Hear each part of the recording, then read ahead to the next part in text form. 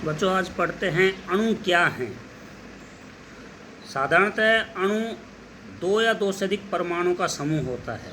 जब दो या दो से अधिक परमाणुओं को आपस में किसी भी रासायनिक बंध के द्वारा जोड़ा जाता है, वो वैसे तो इनकी आकर्षण बल के द्वारा जुड़े हुए रहते हैं।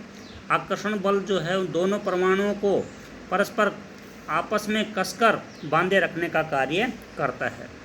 तो जब दो या दो से अधिक परमाणु आपस में आकर्षण बल के द्वारा किसी रासायनिक बंध से जुड़े रहते हैं तो आपस में वो अणु का निर्माण करते हैं। अणु को किसी तत्व या यौगिक के सूक्ष्मतम कण के रूप में परिभाषित कर सकते हैं जो स्वतंत्र अस्तित्व में रह सकता है तथा उस यौगिक के सभी गुणधर्म को भी प्रदर्शित करता है।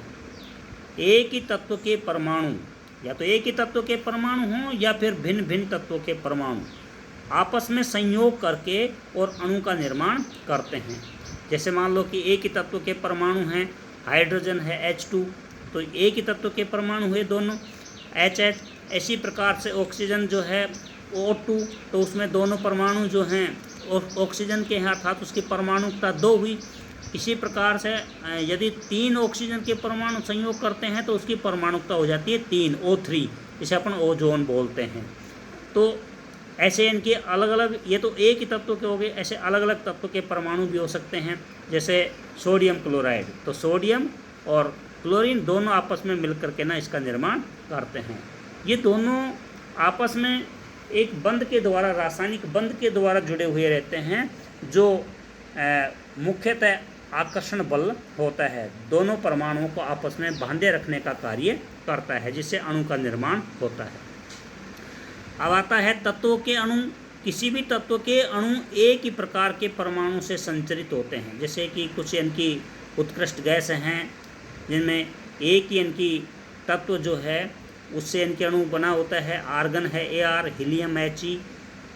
अनेक तत्वों के अणु उसी तत्व के केवल एक परमाणु के द्वारा निर्मित होते हैं, लेकिन अधिकांश अधातुओं में ऐसा नहीं होता।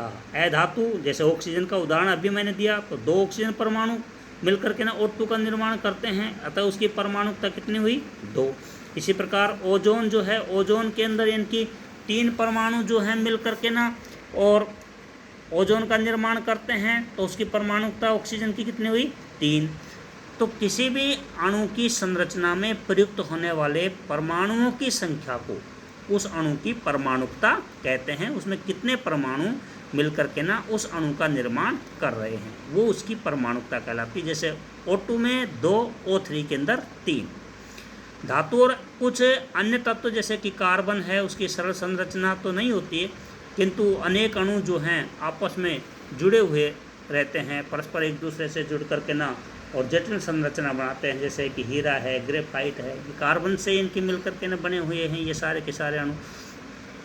अधातु हैं। कुछ तत्वों की परमाणुकता देखिए, उसमें अधातु है। अधातु के बारे में आर्गन अभी आपने पढ़ा था, उसकी एक परमाणुकता होती है। हीलियम की भी एक ही परमाणुकता होती है। ऑक्सीजन की 2 परमाणुकता होती है। हाइड्रोजन की द्वि परमाणुकता, नाइट्रोजन की भी द्वि परमाणुकता होती है। ऐसे इनकी नाइट्रोजन द्वि परमाणुकता, क्लोरीन की भी द्वि परमाणुकता, फास्फोरस की चतुर परमाणुकता होती है। 4 फास्फोरस के अणु मिलकर के ना एक अणु का निर्माण करते हैं। सल्फर के अनेक अणु मिलकर के ना इसका निर्माण करते हैं। अब आता है यौगिकों के अणु। भिन्न भिन्न तत्वों के परमाणु एक निश्चित अनुपात में परस्पर जुड़कर यौगिकों के अणु निर्मित करते हैं। उनका अनुपात अलग अलग होता है। भिन्न भिन्न तत्वों के परमाणु अलग अलग यौगिकों, जो भिन्न भिन्न तत्वों के परमाणु हैं आपस में मिलकर के ना यौगिक बनाते हैं, उनमें परमाणु की संख्या समान नहीं पाई जाती, अलग अलग पाई जाती है। जैसे देखते हैं जल है, जल का इनकी सूत्र होता है H2O।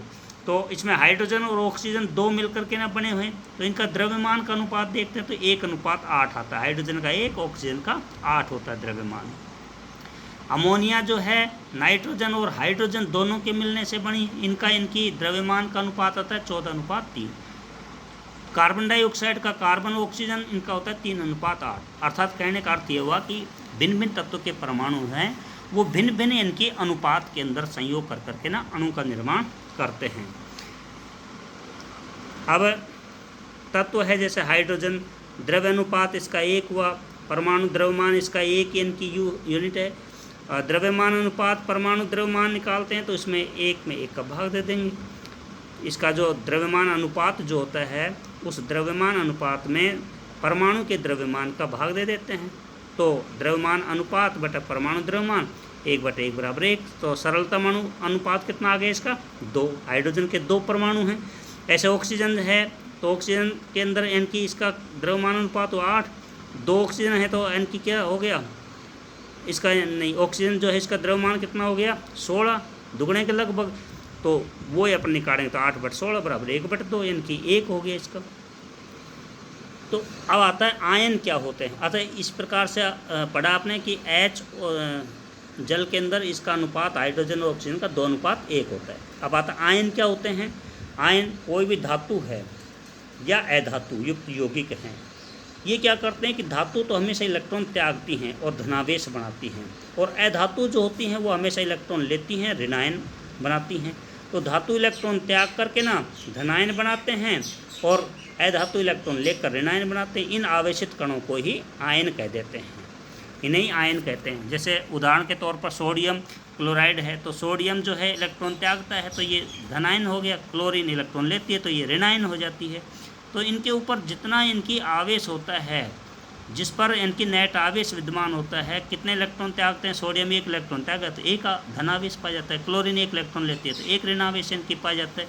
इस प्रकार से हम इन आयन जो हैं 2 प्रकार के इनकी देख सकते हैं, एक धनायन होता है और एक ऋणायन होता है।